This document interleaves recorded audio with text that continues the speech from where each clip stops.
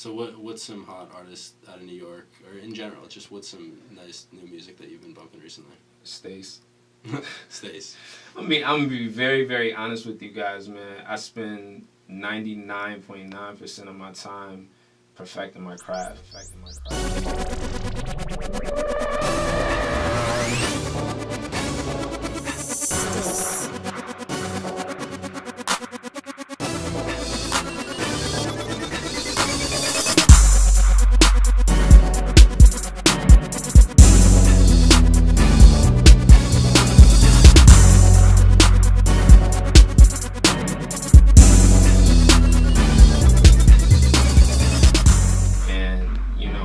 Really don't listen to the major radio stations because they do spin the same 10 songs, and I understand that industry is run by these corporate companies, when they do their advertising and a lot of money is involved. And for an independent artist like myself, I really look to the Fonzie show, you know what I mean? The Fonzie scheme. I really look to shows like this because you guys, just within the last hour, you have played songs that have not been on major radio stations for over 20 years. Exactly. You understand what I'm saying? And that's major. So, when you're going to talk about hot new artists coming out of New York, STACE should be number one on your list. So you said your cousin inspired you to start recording. Like, how long ago was that? That was actually 7 years ago. So wow. It's still fairly new. Actually, I'm going to be honest with you, sometimes I lose track. Because I've been doing it for so long. I'm on MTV. Quick plug. I'm on mtv.com/artist/STACE music. But you can find all of that from my website. But the MTV has like a little tracker of how long you've been doing music. And right now, I think they're tracking me at like 8 years. Oh, wow. 6 to 8 years or something like that. But around 14 is when all of that started. And I would just really be, just make songs about anything. It didn't, and I just talk about real life. I'm not one of those rappers or singers who talks about anything they haven't experienced. I didn't grow up in the hood, so. Yeah, no, it's good to have truth in your music. Yeah, it's very, well, I tell the truth. I don't lie in my music, so if I say it, I did it. Yeah, so last break we talked about your New York influences, but what about other cities, just in general? Outkast, definitely. Oh, I love it. I just saw them at Coachella, actually. Oh, really? Yeah. Yeah, I heard so many reviews about that, just them getting back together and just the aura, you know what I mean? It was their first show back, so it's pretty interesting. Yeah, and, but, Outkast aside, just, if I could divide the two, just Andre 3000, man, his genius goes a lot deeper than just Outkast. Yeah, beyond rapping. Yeah. You're talking about writing, production, and directing. Absolutely. Yeah. So you got, you have Outkast, you have Pharrell Williams, coming out of Virginia Beach, and he's a major inspiration. Kanye. He just had a crazy year the last year. Yeah. It seems like, he's been big, but it just seems like it came out of nowhere. Well, I'm gonna tell you what it is, man. He finally got that song that was his ultimate crossover record with Happy. Yeah. And those, a lot of people know about Pharrell. You know what I mean? Even with, when he was with NERD. Yeah. Or the Neptunes, when he was a solo act. But he was more behind the scenes. Even though he was doing records by himself, he still didn't get that limelight. So, Happy finally pushed him over, and congrats to him. You played piano. What's your exact recording process? Do you use software? How exactly do you do it? I'm up to industry standard. Pro Tools. Okay. I have that, and then there's a bunch of different applications you can use. That's what I use, and I have the machine, like the regular, basically the Square. Not the studio version, that's like a larger version, but I have, basically the mid-level one, and then I also have the machine Micro that, I produce on the plane sometimes, you know what I mean? So when I'm flying back and forth, it's just easy for me to whip that out, boom, do my thing, it's not a bunch of hassle. So, but as far as producing a record, I don't really have a format. if you will. You know, sometimes I start with a melody, or I just might have this crazy drum pattern in my head, or I just go on the piano and just start. You know, it's really I let the music dictate where I should go. Do you, when you write a song, do you usually start with the words and then like work a beat, like you have a beat in your mind when you're writing the lyrics, or do you do the beat first and then work into the song? Or Well, it really depends. Sometimes I'll get a actually I did a record called LA Kind of Girl, and all I could remember, all I could think about was LA kind of girl. Just that I couldn't get that one little thing out my head. wow, You know, so I just took that and went over to the piano and built this entire song off that one little piece. You know what I mean? That's awesome. And then, you know, from there, you know, I'll be able to figure out what it is I'm talking about and, you know, write about it. Or, you know, sometimes if I'm rapping, I might have like a, you know, just something, and I'll just take that and like, it really depends, man. You know, it could be anything. I was coming over the bridge on my way down here from Santa Cruz, and the way the tires were hitting the bumps, to-doom,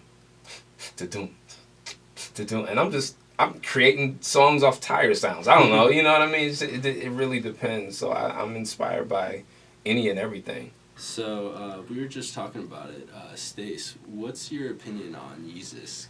You're a Kanye fan. Yeah, I am. I'm a huge Ye fan.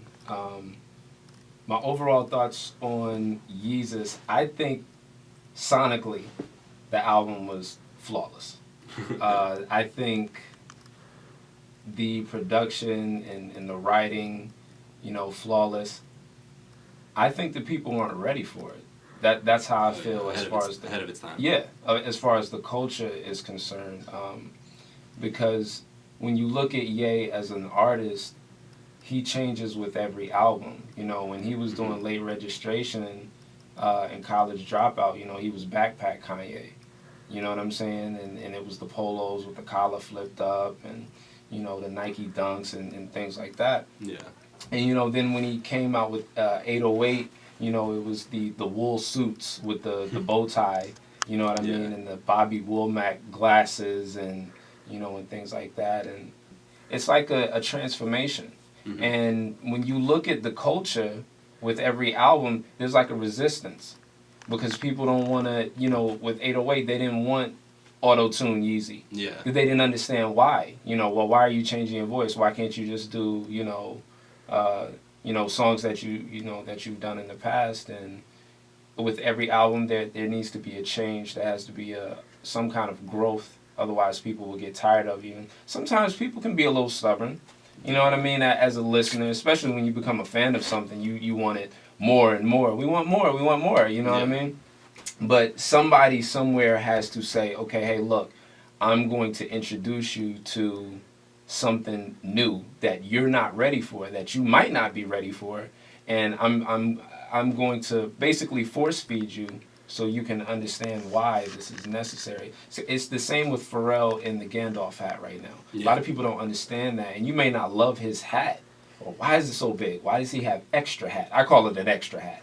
It's like he has extra hat, but I guarantee you a year from now, 2 years from now, somebody's going to make that hat more affordable, okay? They're going to mass produce it, and I guarantee you people are going to be walking around with the Mountaineer hat. You understand what I'm saying? For sure, anybody who comes out with something first will always be criticized and looked at and laughed at.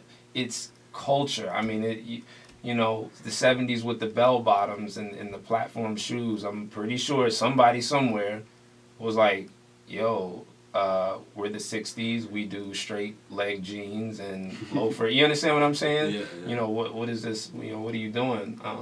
So, I mean, Yeezus, I think, is a phenomenal piece of work. I think I actually think it's an art piece. If you listen to it, like I said, sonically, there's just so many sounds and so many ideas. And it's built to make you feel some kind of way. You know, it's supposed to bring out emotion. So yeah, no, I'm big on Yeezus too. I definitely think it was a good album. And yeah, like you said, it's different, and I mean, no knock to Jay-Z, but I think that's why I personally thought Yeezus was better than Magna Carta Holy Grail, just because Magna Carta Holy Grail, like you said, was kind of more of the same. It was the same. Jay, I think at this point, Jay doesn't really have anything left to prove. I mean, he's done everything in music that can be done. You know, I sold 1 million records like 1 million times. He's done that. Yeah. You know what I mean? He's held us down for multiple summers. And, you know, he's been on tour and he's done that. Now, I'm not telling him to hang it up because I'm a Jay fan. You know, he could put out an album tonight and I'd buy it. You know what I mean? Absolutely. Because I'm a Jay fan. But I don't think he offered us anything new, you know, as far as content-wise, you know, because we all know he's filthy rich. You know what I mean? So there's only so many cars you could talk about. And, you know, and now he's on art right now. So that, you know, and that could be an argument within itself. Like he's trying to introduce art to the younger generation, because if you rewind 5 years ago, you know, a lot of billionaires and millionaires were buying these Warhol, Picasso pieces. You know, kids weren't doing that.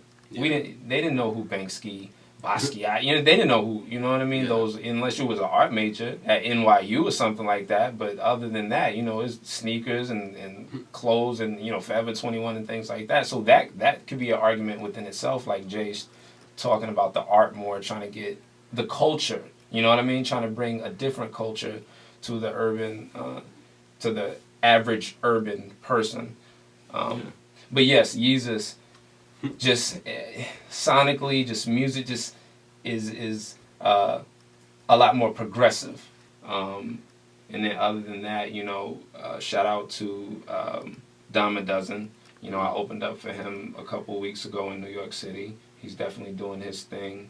And, you know, you do have the whole ASAP, Joey Badass, you know, artists, you know, who are coming out. But they're already on. You know what I mean? Exactly. So when you talk about hot, new, independent artists, you know, STACE should be number one on your list. And he's going to play something for you guys a little bit later. Coming up soon, actually. Yeah. Next break, we're gonna have you freestyle, and then we're gonna follow it up with one of your original songs. Got you. All right, so we're gonna get it rolling. We're gonna have STACE rap over the instrumental to Bound 2. So you ready to do it? Let's do it. All right, let's do it.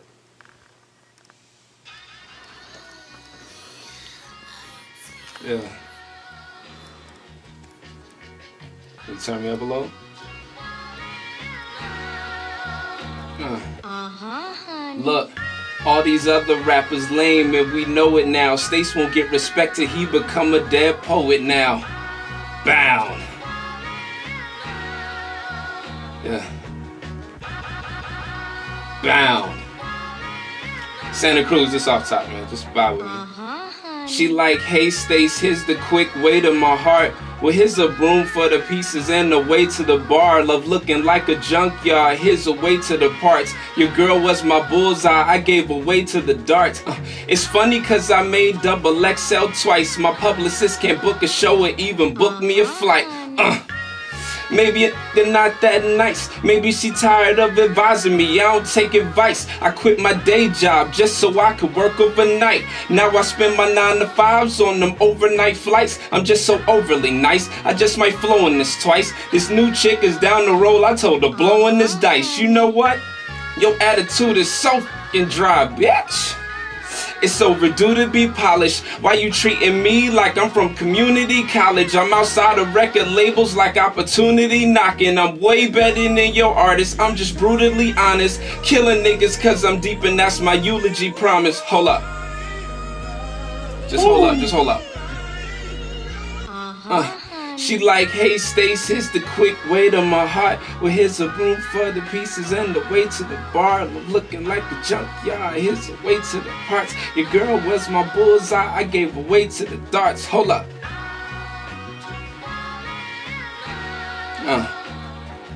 Check it.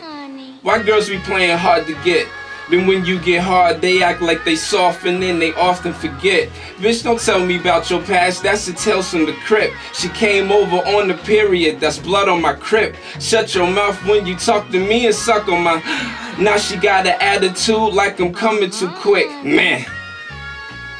Off the top, the freestyle. Santa Cruz is vibing with me right now. Yeah.